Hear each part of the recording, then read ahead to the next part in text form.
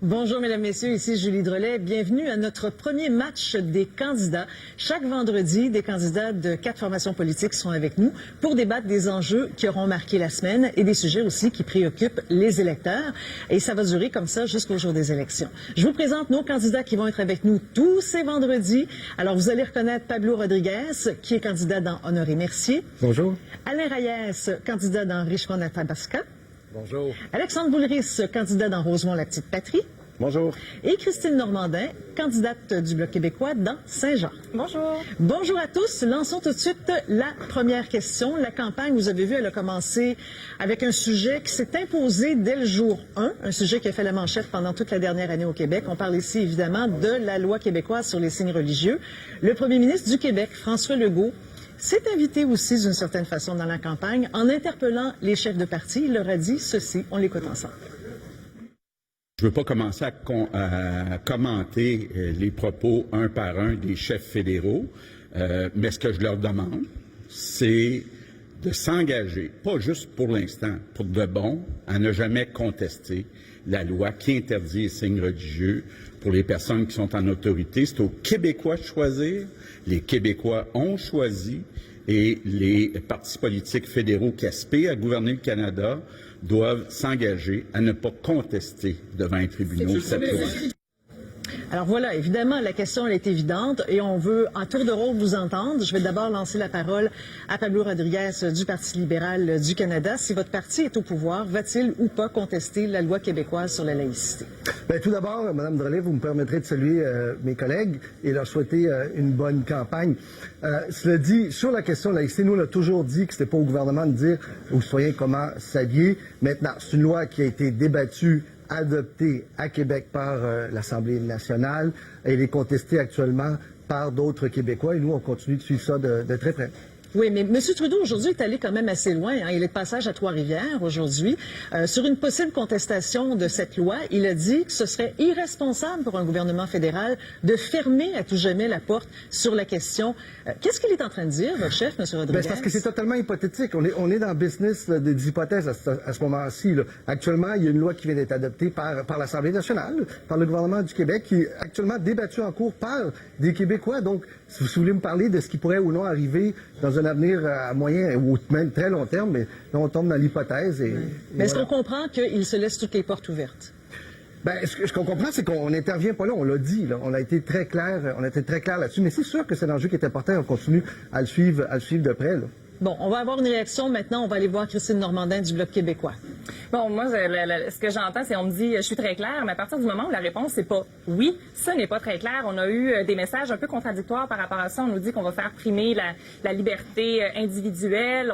On nous mentionne qu'on ne contestera pas pour l'instant. Moi, ce que je veux savoir, c'est est-ce qu'on va utiliser l'argent des contribuables québécois par le biais notamment du programme de contestation judiciaire pour venir saper la volonté clairement exprimée de l'Assemblée nationale qui fait aussi l'objet d'un consensus dans la société québécoise. La réponse doit être un oui très clair ou un non très clair, autrement la porte n'est pas fermée. D'ailleurs, on a entendu votre chef, Yves-François Blanchet, évoquer qu'il était convaincu que M. Trudeau, s'il est reporté au pouvoir, irait de l'avant avec une contestation. Il a fait référence d'ailleurs, et ça on le retrouvait dans le blog de Jean-François Lisée d'ailleurs, à ce qu'a dit un des candidats libéraux. On parle de Marc Miller ici. Est-ce que vous pouvez préciser ce que votre chef est en train de dire?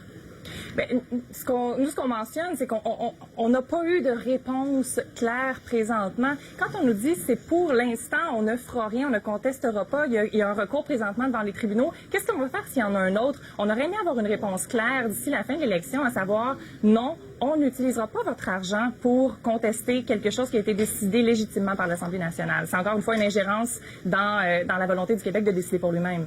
Allons voir maintenant la position du Parti conservateur. Alain Reyes, votre chef Andrew Scheer dit qu'il va se tenir debout pour les droits individuels. Mais qu'est-ce que ça veut dire, ça, quand on parle de la loi québécoise sur la laïcité? Bien, la réponse à votre question, elle est très claire de notre côté. Le chef le dit en français, il l'a dit en anglais pendant le débat hier du McLean. On respecte les juridictions provinciales. On est un gouvernement qui est décentralisateur. On ne contestera pas la loi québécoise. Ce gouvernement de la CAQ, de François Legault, a été élu de façon tout à fait légitime Son message était clair pendant la campagne électorale et on est la meilleure garantie des Québécois et des Québécoises que cette loi-là ne sera pas contestée et que les juridictions provinciales, le pouvoir de l'Assemblée nationale soit respecté, c'est avec un gouvernement conservateur.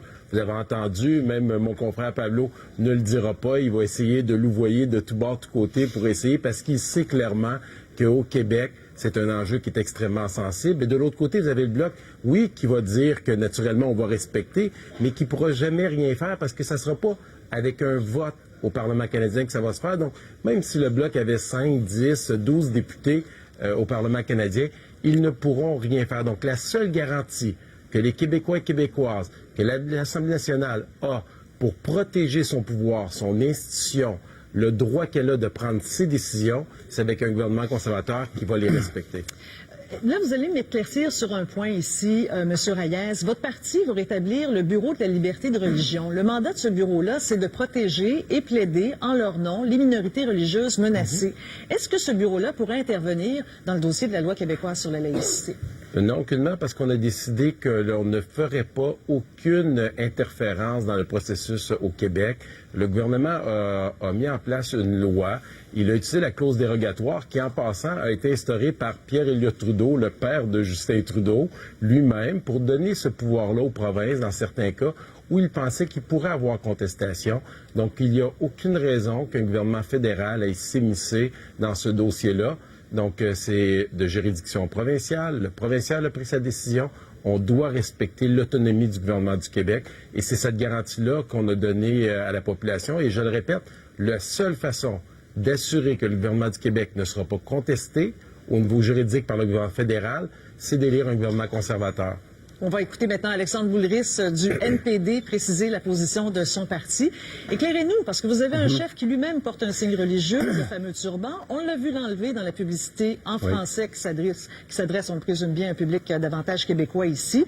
Donc c'est comme s'il envoyait le message qu'écoutez, un signe religieux, ça peut aussi s'enlever. Finalement, il dit quoi, votre chef, là-dessus? Il va contester ou pas? Écoutez, tout à l'heure, Mme Drolet, c'est assez intéressant d'entendre M. Rodriguez ou M. Trudeau, parce que là, on est dans le patinage artistique, on essaie de rien dire ou d'en dire le moins possible. Nous, au NPD, évidemment, on a un profond malaise avec un projet de loi qui discrimine ou qui peut empêcher la progression en emploi de gens basés sur leur apparence et non pas sur leurs compétences. En même temps, puis on l'a toujours dit depuis le début, c'est une décision de l'Assemblée nationale. On respecte la compétence du gouvernement du Québec là-dessus. Alors, un gouvernement NPD va pas gaspiller ni temps, ni énergie, ni argent à contester cette loi-là parce que nous, dans notre programme, on a tellement de choses qu'on veut faire qu'un gouvernement du NPD va étendre l'assurance maladie, va créer un programme d'assurance médicaments public dans la première année, va construire des logements sociaux puis abordables. C'est vraiment là-dessus qu'on va miser et non pas dans ces contestations-là. Mais j'aimerais maintenant qu'on parle des messages. Quand vos chefs parlent en français à un auditoire davantage au Québec et quand ils parlent en anglais par la suite à un auditoire davantage hors du Québec, en commençant par M. Singh, son discours, parce que lui-même, M. Boulris, M. Singh disait qu'il trouve que cette loi-là est bien triste. Il a dit devant un auditoire anglophone qu'il est allé à différents endroits, même en région, au Québec, avec son signe religieux, en disant je déplore que cette loi-là soit triste. Donc, c'est comme s'il se présentait devant cet auditoire anglophone en disant regardez, je défends ce droit de porter un signe religieux. Je ne suis pas d'accord avec ce qui s'est passé au Québec. Est-ce que c'est ce qu'il est en train de dire exactement? Est-ce qu'il sous-entend finalement à ce public anglophone qu'il serait prêt à aller de l'avant avec un recours ou une contestation? Non, M. Singh a été tout à fait clair qu'un gouvernement NPD ne va pas dépenser du temps, d'énergie avec ce genre de recours juridique-là. En même temps, il est aussi extrêmement clair sur le fait que porter des signes religieux ne devrait pas exclure quelqu'un de pouvoir travailler dans les services publics. Et tout ça, on a l'unanimité au NPD là-dessus. Alors, quand il dit ça, qu'il est triste ou qu'il y a un profond malaise, c'est parce qu'il le ressent, lui, personnellement également. Il a dû lutter toute sa vie pour prendre sa place puis avoir cette reconnaissance-là qu'il était capable d'être un chef, d'être premier ministre. Alors, il dit tout simplement la vérité. Il s'adresse à un public autant québécois que canadiens là-dessus. Et moi, je dis exactement la même chose que M. Singh sur cet enjeu-là. Mais je pense pas que le 21 octobre, ça va vraiment être là-dessus que les électeurs, les électrices vont se décider. C'est vraiment comme sur qui ils peuvent compter pour aller se battre pour eux, pour les travailleurs, pour les familles, pour les étudiants puis les personnes âgées à Ottawa. Puis je pense que nous, on a la meilleure offre au NPD. Oui, mais ceci dit, du côté du Bloc québécois, c'est vraiment un os qu'on ne veut pas lâcher. Madame Normandin, manifestement, vous avez plutôt l'impression que ça préoccupe beaucoup les Québécois. Vous nous avez parlé de votre inquiétude, si jamais le Parti libéral était à nouveau au pouvoir, d'utiliser l'argent des contribuables pour financer un tel recours par le biais des bureaux de contestation judiciaire qui existent. Est-ce que votre inquiétude, elle est là aussi si c'est le Parti conservateur qui prend le pouvoir ou le NPD qui prend le pouvoir? Bien, absolument. Vous avez mis le doigt assez directement sur le bobo. On tient un discours dans une langue, on en tient un autre dans l'autre langue. Ça donne l'impression qu'on fait du clientélisme finalement et ça remet encore en plus en lumière l'aspect propre au Québec, le fait qu'on est différent sur un paquet d'enjeux. Et quand on tient des discours sous deux angles différents, on n'a pas cette garantie-là qu'on reviendra pas finalement sur la promesse un peu floue qu'on nous a faite de ne pas utiliser ces systèmes-là qui permettent justement de contester directement ou indirectement avec l'argent des contribuables. Donc oui, on maintient cette inquiétude-là tant qu'on n'aura pas une prise de position aussi claire à la limite que celle du Bloc. Bon, un droit de réplique ici pour Pablo Rodriguez. Ben, je suis obligé d'être d'accord avec M. Boulris que ça ne sera pas l'enjeu principal de l'élection. Ça va être si on choisit d'avancer ou on recule avec les conservateurs sur l'ensemble des enjeux, sur les coupures, sur le droit à l'avortement et tout ça. Et puis, droit de réplique pour M. Reyes ici. Honnêtement, je répète, la seule façon de se protéger d'une ingérence du gouvernement fédéral, d'un gouvernement qui est centralisateur, paternaliste, comme celui de Justin Trudeau, c'est d'élire un gouvernement conservateur. Donc, la meilleure protection des gens, d'assurer l'autonomie de l'Assemblée nationale, c'est avec nous et il n'y a pas d'autre façon. Donc, je pense que ce dossier-là est beaucoup plus préoccupant qu'on le pense. Je peux vous dire que sur le terrain, depuis une semaine, c'est peut-être la question que je me fais le plus poser par les citoyens qui demandent, comme la candidate du Bloc, est-ce que vous allez contester? La réponse à ça, c'est non. Donc, elle a une réponse très claire du lieutenant politique. Notre chef l'a dit dans les deux langues, avec la même affirmation et avec aucune ambiguïté. Pour nous, le message est clair, on avance en avant. Et un dernier mot avec M. Boulris pour clore le débat. Je pense que sur le fait qu'il y a des partis politiques qui n'utilisent pas les mêmes termes ou les mêmes mots quand ils parlent en français puis en anglais, moi je soulignerais que M. Scheer, c'est assez drôle parce que quand il est au Canada anglais, il utilise le mot pipeline à répétition. Oui. Quand il est au Québec, pipeline disparaît puis on parle de corridor énergétique parce qu'on dirait qu'on veut pas parler qu'on veut ramener le projet d'énergie Est. Même si le gouvernement du Québec serait contre ce projet-là, M.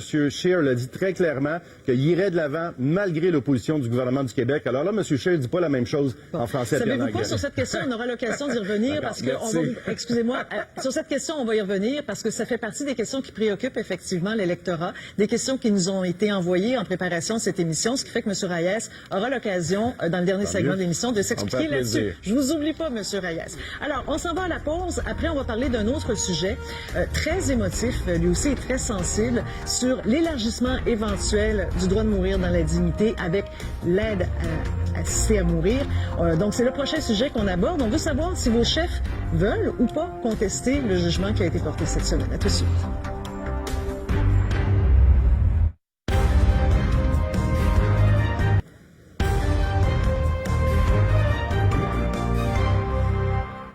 Vous écoutez le match des candidats. Il y a un sujet très émotif, très sensible aussi qui s'est invité au jour 2 de cette campagne électorale. C'est celui de l'élargissement des critères de l'aide médicale à mourir. Ça, c'est à la suite, vous l'avez vu cette semaine, de la décision d'un tribunal qui a permis à 2 personnes qui sont atteintes de maladies dégénératives, qui vivent dans la souffrance, Nicole Gladu et Jean Truchon, d'avoir recours à l'aide médicale à mourir, même si elles n'entrent pas dans le fameux critère de mort raisonnablement prévisible.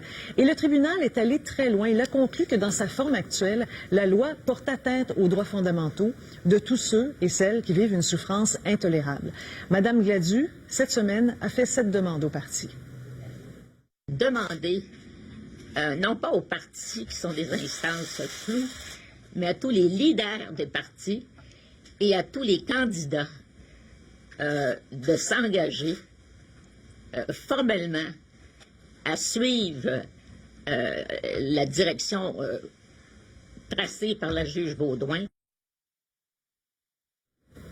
Alors, Madame, Messieurs, on veut connaître la position de vos partis sur cet enjeu très délicat. D'abord, sur la contestation, parce que on a jusqu'au 10 octobre par palier de gouvernement pour contester ou pas cette décision. Ici, là, Mme Gladu et M. Touchon, ce qu'ils demandent, c'est que vos partis acceptent de ne pas contester ce jugement. On va faire d'abord un tour de table. Je commence avec vous, Alexandre Boulris du NPD. Oui, alors évidemment, c'est un sujet qui est extrêmement délicat, qui touche la vie, la mort d'êtres humains. Nous, au NPD, on accueille favorablement le jugement de la juge Beaudoin parce qu'on a toujours eu beaucoup de difficultés avec cette notion-là de mort naturelle et raisonnamment prévisible. Brigitte Sansouci, ma collègue de Saint-Hyacinthe, a beaucoup travaillé sur cet enjeu-là. Et effectivement, je pense qu'elle a raison, la juge, en disant que ça brimait des droits fondamentaux, des gens qui ont des maladies dégénératives qui, à un moment donné, pourraient pas donner leur plein consentement parce que la maladie était trop loin, mais qui pourraient le faire préalablement. Nous, on pense que c'est très raisonnable. Il faut encadrer ça. Je pense que le gouvernement libéral a voulu être peut-être un peu trop prudent sur cette question-là. Et nous, on n'a pas l'intention de contester cette décision-là, mais on voudrait revoir la loi pour protéger les personnes, mais également respecter ce droit-là fondamental de vivre, de mourir dans la dignité. Alain Reyes du Parti conservateur, la position de votre parti là-dessus? Bien, premièrement, on respecte la décision de la Cour qui est tombée cette semaine. C'est un sujet, comme l'a dit mon confrère, qui est extrêmement sensible, délicat.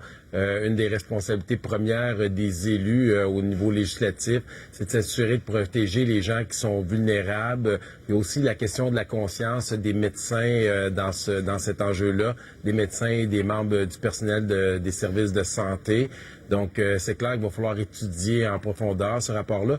C'est pas quelque chose qui est facile. Moi, je peux vous dire, dans mes 4 années de mandat, lorsqu'on a dû voter cet enjeu-là, j'ai eu de la difficulté à dormir la veille. J'ai été tiraillé personnellement en fonction de mes croyances personnelles et aussi avec les gens, mes citoyens et citoyennes que je représente, qui est aussi partagé par rapport à cet enjeu-là.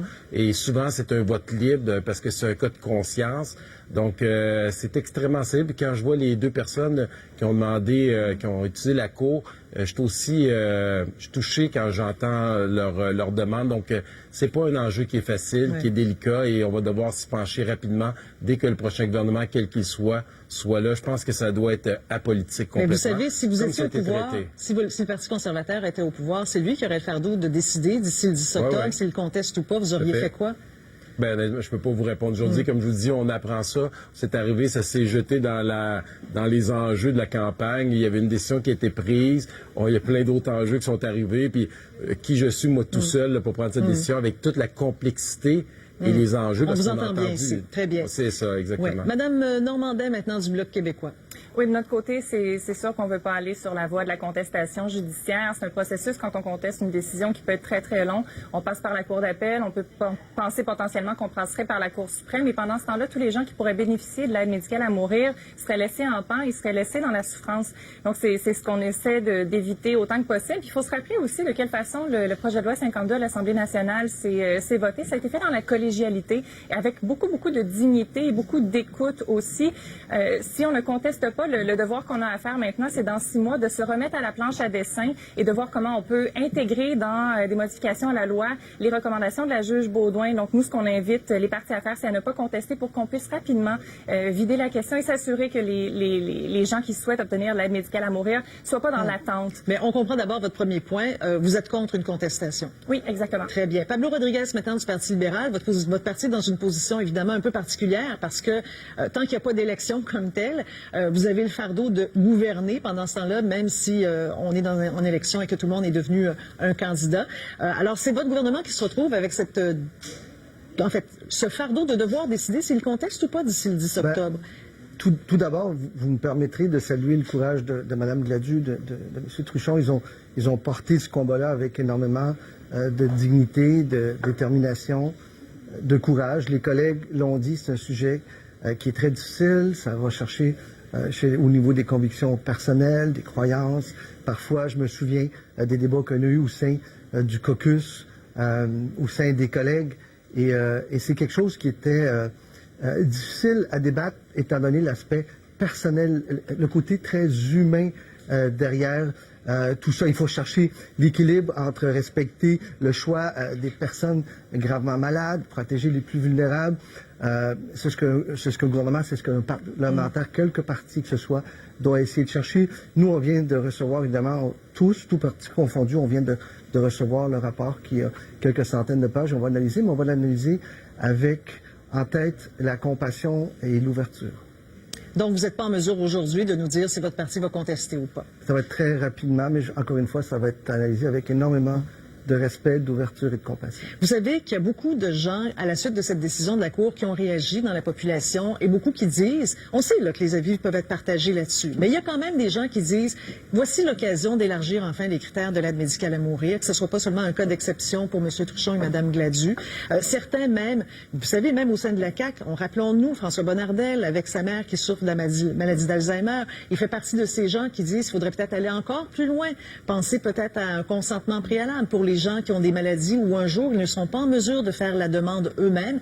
Moi, je veux savoir, on va le faire rapidement en tour de table, est-ce que vos partis sont dans cette réflexion-là sur un éventuel élargissement des critères de l'aide médicale à mourir? On va y aller avec vous d'abord, M. Rodriguez, et on va suivre par la suite avec M. Reyes, Mme Normandin et M. Boulris. Alors, je vous écoute, M. Oui, absolument. Rodriguez. Ça fait partie des réflexions. Et c'est un peu ce que je veux dire lorsque je mentionne qu'on va regarder ceci très rapidement, à la fois avec ouverture et compassion. Très bien. M. Reyes, maintenant. Bien, clairement, à partir du moment qu'on dit qu'on respecte la décision de la Cour présentement, ça veut dire qu'il va falloir prendre position. Mais pour ça, étant donné le délicat sujet que c'est, je pense qu'il va falloir qu'on s'assoie ensemble. Et là, la difficulté en pleine campagne électorale, c'est qu'on est tous dans nos circonscriptions. Donc, à part, comme l'a souligné le gouvernement, qui aura à prendre une décision peut-être à court terme, s'il n'attend pas au 21 octobre, donc après l'échéance. Donc, je pense que c'est un dossier qu'on devra regarder sérieusement. Puis, la demande qui est là, puis les préoccupations des citoyens et citoyennes sont tout à fait légitimes dans les circonstances. C'est une situation qui évolue beaucoup. C'est un mouvement mondial. C'est Donc, pas vous êtes juste au ouvert à une Canada. réflexion dans votre parti pour éventuellement élargir?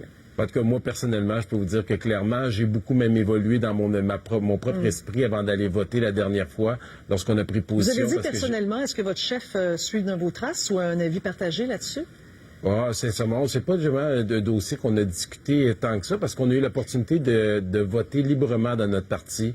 Donc, on a discuté, on a eu la chance de parler avec des personnes qui étaient touchées directement. On a parlé avec des experts, on nous a offert des personnes avec qui on pouvait échanger. Et après ça, on a fait un vote libre. Il n'y a pas eu de ligne de parti aucunement de notre côté par rapport à ça. Donc, je me sens, honnêtement, je voudrais pas dire quelque chose qui ira à l'encontre parce que j'ai pas eu la chance d'en discuter avec mes confrères, sincèrement. Très bien. Madame Normandin, mais vous l'aviez déjà évoqué, au Bloc québécois, vous êtes déjà dans l'esprit de cette réflexion. Là. Absolument. Puis, il faut se rappeler que le droit, c'est quelque chose qui suit la société. Le droit évolue en fonction de la société. On pourrait pas dire maintenant on ferme la porte à clé, une réflexion ultérieure en fonction d'où sera rendue la société dans son analyse de cet enjeu-là qui risque d'être appelé à changer avec le temps. Donc oui, on va garder une oreille attentive à toutes les demandes qui pourraient nous venir des citoyens. Et M. Boulris, finalement.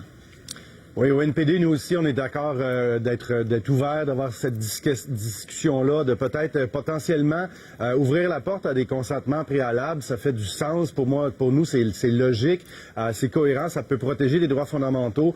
La question qu'on doit se poser comme législateur, comme parlementaire, c'est ce consentement préalable, si jamais la personne plus tard elle change d'avis, mais n'est plus en mesure d'exprimer le fait qu'elle a changé d'avis. Vous voyez la complexité de cette mesure-là. Donc, il faudrait avoir des discussions très, très sérieuses, là.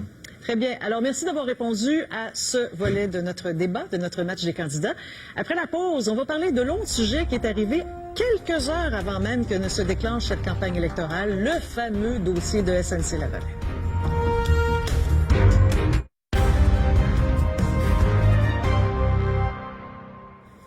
Le dossier de SNC-Lavalin et les pressions faites par l'équipe rapprochée de Justin Trudeau, ça a refait surface le jour même du déclenchement des élections.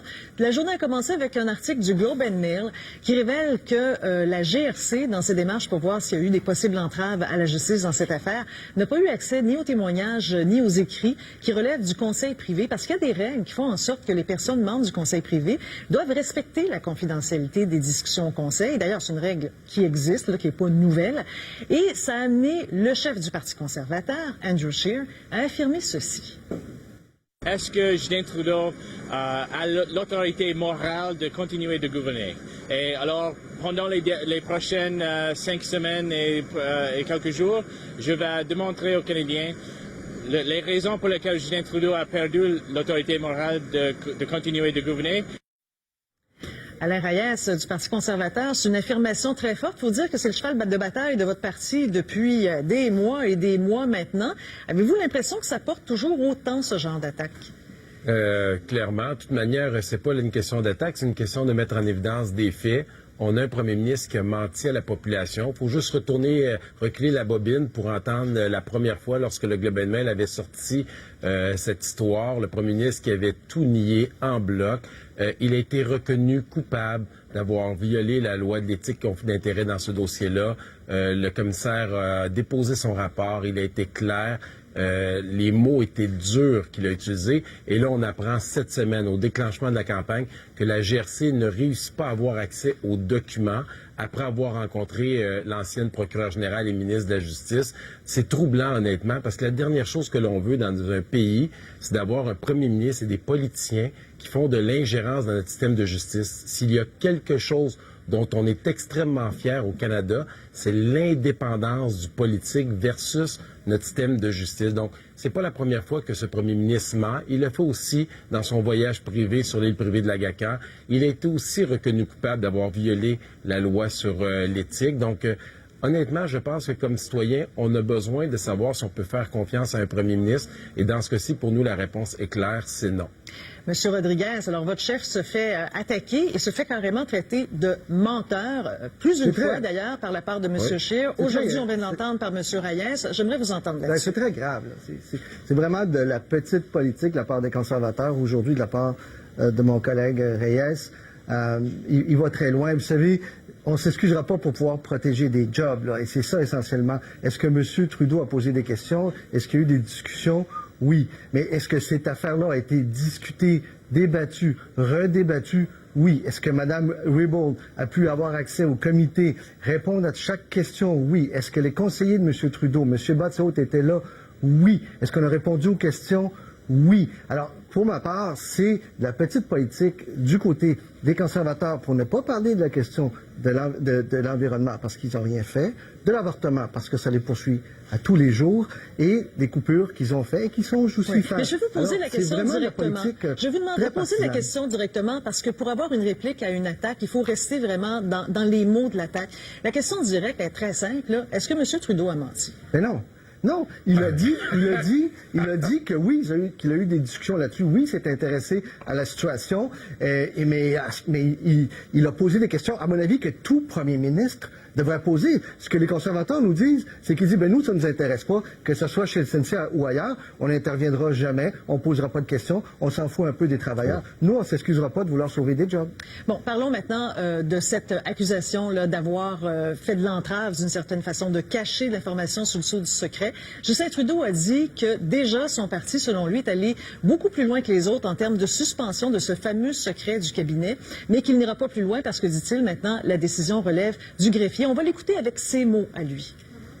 Nous avons suspendu le secret du cabinet de façon la plus expansive dans l'histoire du Canada. Nous respectons toujours les décisions faites par notre fonction publique. Nous respectons la décision du greffier.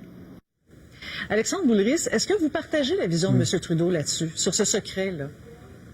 Non, pas du tout. Mais ce que je tiens à souligner dès le départ, c'est que ce scandale-là nous montre une chose. C'est-à-dire que pour les libéraux de Justin Trudeau, il y a une règle pour les libéraux puis ses riches amis. Puis il y a une autre sorte de règle pour monsieur, madame, tout le monde puis les citoyens ordinaires. C'est encore une fois les libéraux qui se croient tout permis. Ils ont juste oublié une chose là-dedans. Je comprends là, de dire on s'excusera pas de protéger des emplois. C'est bien beau de dire ça, mais on vit dans un état de droit.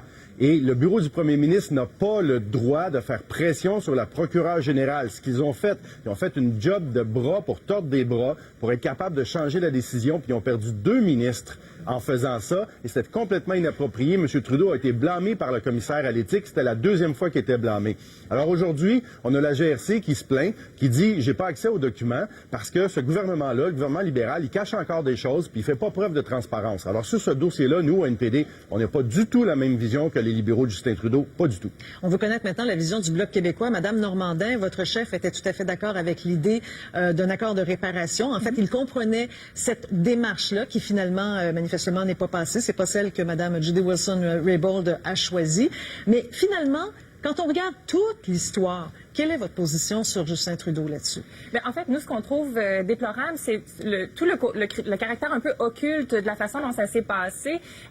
Et bon, je regarde la position des conservateurs. On dit, on attaque principalement Justin Trudeau là-dessus, mais on fait un peu, on oublie les emplois qui sont perdus, le fleuron qui est SNC-Lavalin, on oublie que c'est un siège social qui pourrait disparaître. Et quand on passe du côté de M. Trudeau, on dirait qu'on utilise un peu l'argument des travailleurs justement pour se draper et faire oublier la façon dont ça s'est géré. Et nous, c'est ce qu'on trouve déplorable, c'est que déjà d'entrée de jeu, l'atmosphère qui semble s'être imposée entre M. Trudeau et Mme Wilson-Raybould était pas propice à ce qu'on puisse discuter d'un accord de réparation, qui est l'enjeu principal si on veut conserver des emplois. Et on utilise l'argument des emplois, finalement, pour un petit peu occulter le fait qu'il y a eu toutes ces tractations là, derrière les portes closes. Je vous amène sur une autre controverse maintenant, parce qu'elle a fait beaucoup jaser. Avant même le déclenchement de la campagne électorale, on était avec deux partis qui se sont trouvés un petit peu dans l'embarras sur la position de leur chef sur l'avortement, sur ce fameux droit de vote libre de leurs députés, si jamais ils étaient portés au pouvoir,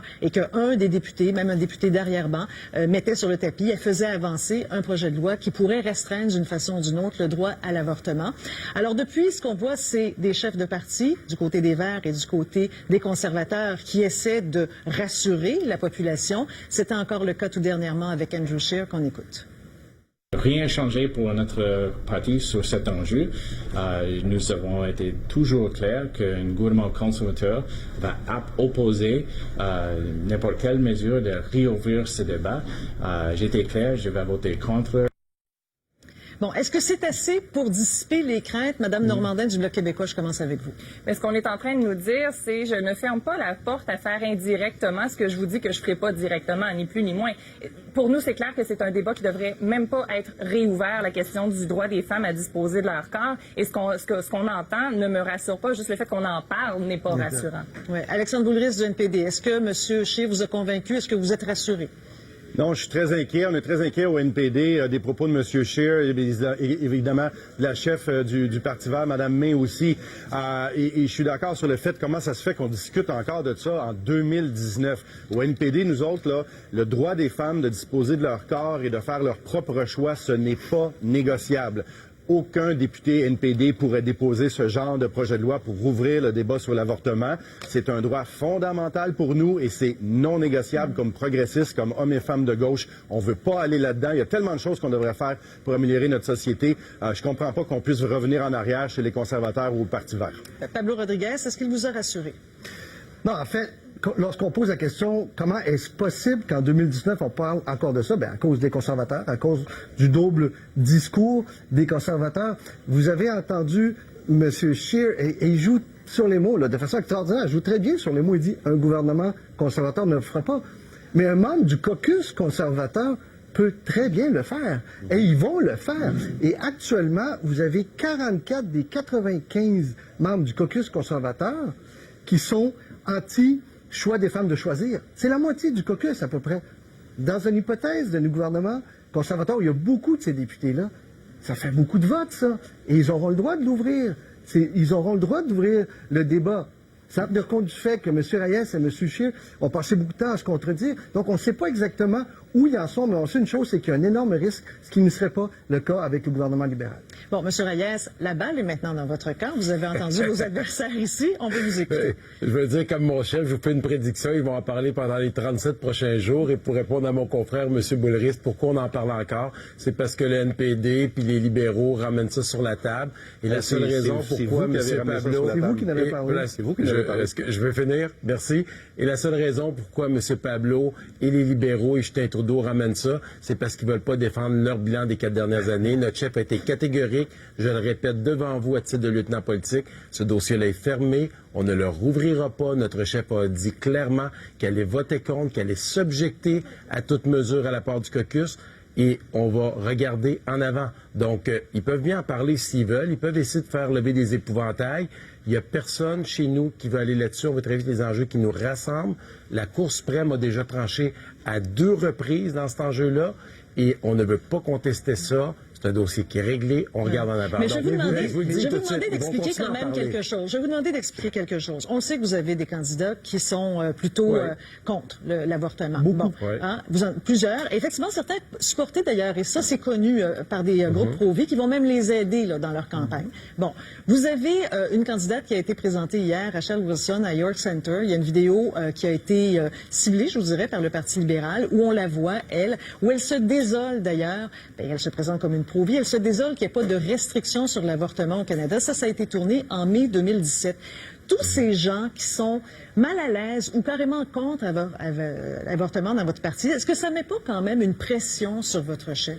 Ben, pas du tout. Notre chef a été catégorique. Il a dit que cet enjeu-là était en arrière, c'était dans le passé et que dans son cas, il voterait contre et il s'objecterait.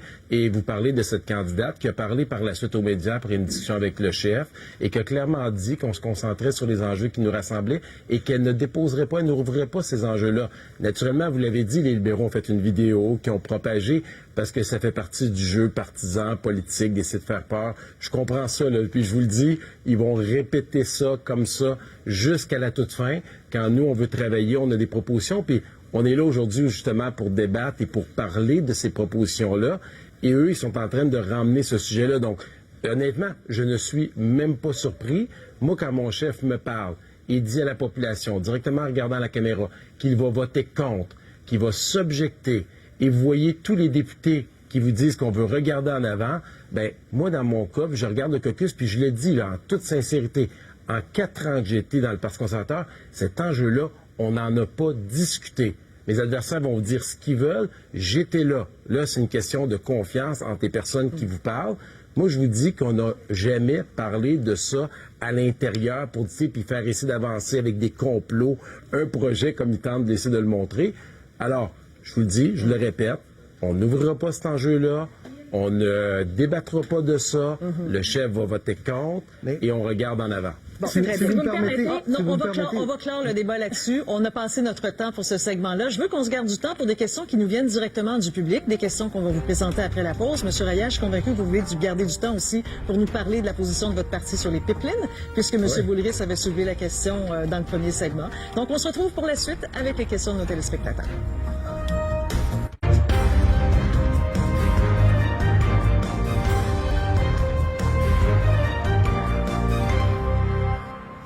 On est rendu maintenant au dernier segment de notre match des candidats. Alors, ce sera vraiment des questions en rafale. Elles proviennent toutes de nos téléspectateurs, des gens qui aimeraient connaître vos positions. C'est à la suite d'un appel que j'avais fait sur ma page Facebook. Écoutez, les questions sont très courtes. Alors, j'aimerais avoir des réponses courtes. On s'entend là-dessus, tout le monde? Donc, des réponses courtes parce que le but, c'est d'en avoir le plus possible parce que c'est vraiment la place du public ici qui veulent avoir votre positionnement très, très clair. Monsieur Raya, je vous avais dit que je vous oublierais pas sur la question des pipelines. Alors oui, la question a été posée par un téléspectateur. Il se demande, là, votre corridor énergétique, qu'est-ce que ça veut dire? Est-ce que c'est le retour de l'idée de faire passer de nouveaux pipelines au Québec, quitte même, et ça c'est la question du téléspectateur, quitte même à l'imposer s'il n'y a pas de consensus social au Québec? Votre réponse? Le projet de corridor énergétique, c'est simplement pour faire transiger toutes nos ressources naturelles et notre hydroélectricité du Québec vers l'Ouest canadien. Oui, nos ressources naturelles de l'Ouest canadien vers l'Est canadien. Et de trouver dans cette idée de corridor énergétique, au lieu d'avoir le projet comme on a eu l'ancien projet Énergie-Est, qui a été une catastrophe en termes de développement comme projet, de trouver le corridor le plus sécuritaire, qui a le moins d'impact à tous les niveaux sur la population et de le faire, on tient à le spécifier, puis c'est clairement écrit dans notre proposition, en partenariat avec les Premières Nations, avec les municipalités, avec les provinces, donc de se mettre ensemble pour trouver ce meilleur trajet qui va permettre de faire voyager nos ressources naturelles. Bon. Mais pour une précision, Oui. pour le téléspectateur, est-ce que vous allez tenir compte d'un consensus social au Québec? C'est-à-dire, si les gens vous disent non au Québec dans le secteur du tracé, est-ce que vous allez faire très bien, on n'insistera pas ou vous l'imposez? Bien, l'objectif n'est pas d'imposer quoi que ce soit. Justement, on veut travailler, on veut parler, on veut collaborer. Ça fait partie de ce que l'on présente comme avenue. Donc, l'objectif, c'est de faire en sorte de trancher. Puis, on pense que c'est une opportunité, je tiens à le souligner, extraordinaire pour le Québec de pouvoir exporter son hydroélectricité. Parce que, vous savez, on a les dénivelés, on a les cours d'eau au Québec. C'est pas le cas partout dans le reste du Canada. Pourquoi pas exporter cette énergie? Le Québec tente de le faire du nord au sud vers les États-Unis. Donc vous, c'est dans un esprit d'échange. Profiter. On comprend Ben que oui, c'est dans un esprit d'échange. J'avais dit des réponses courtes, alors je vais y aller rapidement en rafale ici avec des réactions parce que je suis convaincue que vos collègues veulent réagir. Madame Normandin du Bloc québécois. Moi, ce que j'entends, c'est on va collaborer avec vous jusqu'à temps que vous disiez oui. C'est exactement ça que j'entends. Monsieur Reyes, qui nous faisait la leçon en début d'émission, à l'effet que eux vont, s'ils sont au gouvernement, vont respecter l'autonomie du Québec. C'est pas ce que j'entends présentement. Puis au contraire, je vous soumets que c'est le Bloc qui peut le faire parce que nous, on est clair sur la position en tout temps du respect de l'autonomie du Québec. Et quand on arrive en Chambre, ce qu'on espère, c'est d'être la balance du pouvoir. Et à ce moment-là, ça se négocie. On ne se laissera pas passer un pipeline sur le corps, ça c'est clair. Et ça va se faire par le biais des leviers qu'on a au Bloc. On n'est pas inutile. Et M. Reyes qui nous disait, si vous êtes dans l'opposition, vous êtes inutile. Il fait l'aveu de sa propre inutilité si lui-même se ramasse dans l'opposition. Alexandre Boulris du NPD, réaction. Je pense que n'importe quel projet de pipeline qui provient des sables bitumineux comme NRJS, nous, au NPD, on est complètement contre parce que ça va à l'encontre de nos objectifs de réduction de gaz à effet de serre de l'accord de Paris ou même plus que ce que le GIEC et la science nous demandent. Mais M. Reyes, je l'enverrai lire la citation de son chef, M. Scheer, dans l'actualité, où il dit très clairement que c'est bien beau parler avec les provinces, mais à un moment donné, il va falloir prendre une décision puis aller de l'avant. Ça veut dire imposer, ça. Je pense qu'il y a une contradiction entre ce que M. Reyes dit puis M. Scheer, là. Bon, Alexandre Boulris, on vous a entendu là-dessus. On passe à Pablo Rodriguez. Vous connaissez ça, les pipelines aussi, dans votre parti. Mais vous, c'est de l'autre côté, c'est le côté ouest. Lorsque les conservateurs parlent de corridor énergétique, il faut traduire ça en un seul mot, c'est pipeline. Ils disent pas la même chose en anglais qu'ils disent en français. On l'a entendu hier soir, on l'entend depuis le début de la campagne. Alors, ils ont voté contre, par exemple, des projets de loi qu'on a mis de l'avant pour mieux évaluer l'impact de grands projets, des projets qui tiennent compte de l'acceptabilité sociale, des provinces, du respect de l'environnement, des peuples autochtones. Alors, chaque fois qu'on a fait quelque chose pour l'environnement, les conservateurs ont voté contre, comme le prix sur la pollution, comme le plan de protection des océans, comme l'utilisation de plastique. Tout ça, là. Mais les conservateurs, c'est corridor énergétique égale pipeline, point. Ouais, et vous en avez acheté un pipeline. À 4,5 milliards avec l'argent des Canadiens. Assez placé pour parler. Mais on a revu le processus et on tient compte de tout ça. Et ça, les conservateurs ont voté contre. Avec l'argent des Canadiens. Et vous avez voté contre. Bon, on passe à la prochaine question qui nous vient du public toujours. Vous connaissez tous Greta Thunberg. Qui ne la connaît pas aujourd'hui, cette jeune militante de 16 ans? Elle sera à Montréal le 27 septembre. François Legault, chef de la CAQ, qui est premier ministre du Québec, a dit qu'il allait la rencontrer. On veut savoir, est-ce que vos chefs aussi vont le faire? Alexandre Boulris, je commence avec vous. Nous, on va être à la grande manifestation le 27 septembre là, pour le climat, évidemment. Moi, puis beaucoup de candidates du NPD. Je ne sais pas encore si Jack Mead va être à Montréal cette journée-là. J'aimerais bien ça. Une chose est sûre, moi, j'aimerais beaucoup ça, la rencontrer, Greta Thunberg. Elle est vraiment une inspiration, non seulement pour la jeunesse à travers le monde, mais pour l'ensemble des citoyens qui sont préoccupés par la crise puis l'urgence climatique. Elle a fait un travail extraordinaire. Pablo Rodriguez, est-ce que votre chef Justin Trudeau va aller la rencontrer? J'aimerais beaucoup, ça va dépendre de l'horaire. Moi, j'aimerais beaucoup qu'il le fasse. Je suis sûr que M. Trudeau serait content de la rencontrer également. Moi, j'ai beaucoup de respect, d'admiration pour elle. C'est une jeune qui relève beaucoup de défis, qui a du cœur au ventre et qui aussi symbolise tout ça, là, cette lutte pour les changements climatiques auxquels les conservateurs n'y croient pas du tout et pour lesquels nous, on a mis un prix sur la pollution. Alain Reyes, est-ce que votre chef va aller la rencontrer? Je peux pas répondre pour lui, mais je peux dire que si l'opportunité se présente, je suis profondément convaincu qu'il va la prendre. De mon côté, toutes les personnes qui veulent et qui sont sensibles aux enjeux climatiques, à l'environnement, je pense qu'il faut les soutenir dans leur démarche. Il y a une marche chez nous, dans ma municipalité à Victoriaville, où je réside, où il y a mon bureau principal. Lors de cette marche-là, je suis sorti de mon bureau, j'ai été les rencontrer, j'ai été échanger avec eux. C'est pas pour rien qu'on a déposé une plateforme environnementale avec 55 actions concrètes. Quand j'entends Pablo, on la connaît même pas, leur plateforme des libéraux. Elle n'est nulle part sur aucun site Internet. Donc, moi, ce que je dis, c'est que toute personne qui est sensible aux enjeux environnementaux, au changement climatique, on doit saluer ça, particulièrement d'une jeune. Vous savez, la récupération, ça a commencé par un mouvement chez les jeunes, le compostage aussi dans les écoles avec l'éducation, de la sensibilisation. On s'était dit des réponses c'est un peu la courtes, même hein? chose. Voilà. Christine Normandin, maintenant du Bloc québécois, est-ce que votre chef va aller la rencontrer? Je connais pas l'horaire du chef, mais je serais surprise qu'ils disent non, voyant les candidatures qu'il a suscitées au parti, au Bloc québécois. Beaucoup de jeunes femmes, beaucoup de gens de conviction qui sont proches de leur monde, de leur terrain, de leurs idées. Je serais surprise que Greta Thunberg n'en fasse pas partie. Bon, là, je vais vous demander un gros défi, une réponse courte sur un sujet compliqué. On va voir ce que ça donne. Alors, les fameux GAFA, hein, Google, Facebook, etc., on taxe ou on taxe pas? Pablo Rodriguez, vous lancez le bal. Mais nous, on revise la loi au complet parce que c'est une loi qui prédate l'entrée en vigueur d'Internet. Donc, on travaille là-dessus et en même temps, on met sur pied un programme pour appuyer nos journalistes, nos médias qui jouent un rôle fondamental dans la société, un plan de 650 millions qui a l'appui du NPD, du Bloc. Je vais lancer la question, on taxe ou on taxe pas les GAFA? Mais ça, c'est une question de taxation. Nous, ce qu'on veut, c'est que ça touche pas la culture. Nous, ce qu'on veut, c'est qu'au niveau de la culture, les géants du web contribuent à la production du contenu de chez nous, que nos produits se retrouvent sur leur plateforme. Mais je comprends, dans votre réponse, pas nécessairement une taxe.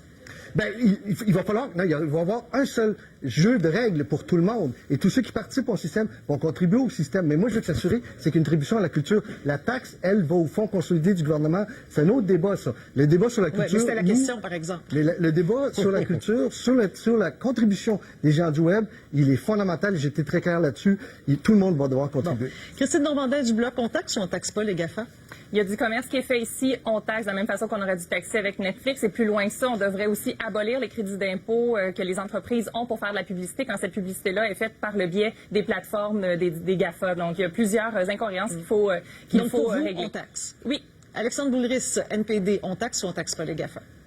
On taxe les GAFA. Ça n'a aucun sens que les libéraux et les conservateurs, dans les dernières années, se sont traînés les pieds là-dessus. Ils veulent pas jouer dans ces plates-bandes-là. Ils sont à la merci des lobbyistes de ces grandes compagnies-là.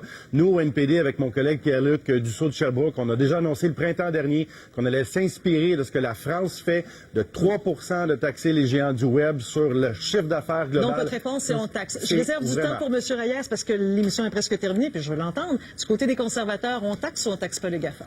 La situation est inacceptable en ce moment. Les revenus qui sont générés dans ces grandes organisations-là et qui prennent du contenu qui a été fabriqué et mené par des leaders de nos médias, on doit trouver un équilibre par rapport à ça. Est-ce que ça va être d'équilibrer avec la taxe ou d'enlever des taxes ou une solution intermédiaire et on a très hâte de la présenter dans les prochains jours? Oui, mais vous n'avez pas répondu à la question. On taxe ou on taxe pas les GAFA? Il faut trouver une façon que ça soit équitable pour tous. Donc, en ce moment, ce que je vous dis, c'est que je peux pas vous donner la solution qu'on va vous présenter, mais je vous dis qu'à très court terme, vous allez avoir une solution, je pense, qui va être innovante et différente des autres parties. Qui va être présentée dans votre plateforme? Vous allez avoir une réponse clairement par rapport à ça. Je pense qu'on doit répondre à cette question-là d'ici la fin de la campagne. Il faut dire que le mot taxe, c'est pas très populaire chez les conservateurs. Non, pas du tout. Fait qu'on va trouver peut-être une solution qui va être beaucoup plus intéressante sans taxer. Bon, écoutez, il y a beaucoup d'autres questions du public, mais on n'aura pas le temps aujourd'hui. Savez-vous quoi? Je les garde en réserve pour la semaine prochaine. Et puis, j'en suis convaincu, puis on va s'inspirer aussi la semaine prochaine de l'actualité qui va faire la manchette dans les prochains jours. Écoutez, c'était notre premier match. C'était un plaisir aujourd'hui de le faire avec vous. Je vous remercie beaucoup d'accepter cet exercice. Merci à vous. Je vous dis à vendredi prochain. Merci. Au revoir Salut tout le monde. Merci beaucoup, mesdames et messieurs, d'avoir été avec nous. Donc, on se retrouve lundi pour les ex et vendredi pour le match des candidats. Au revoir.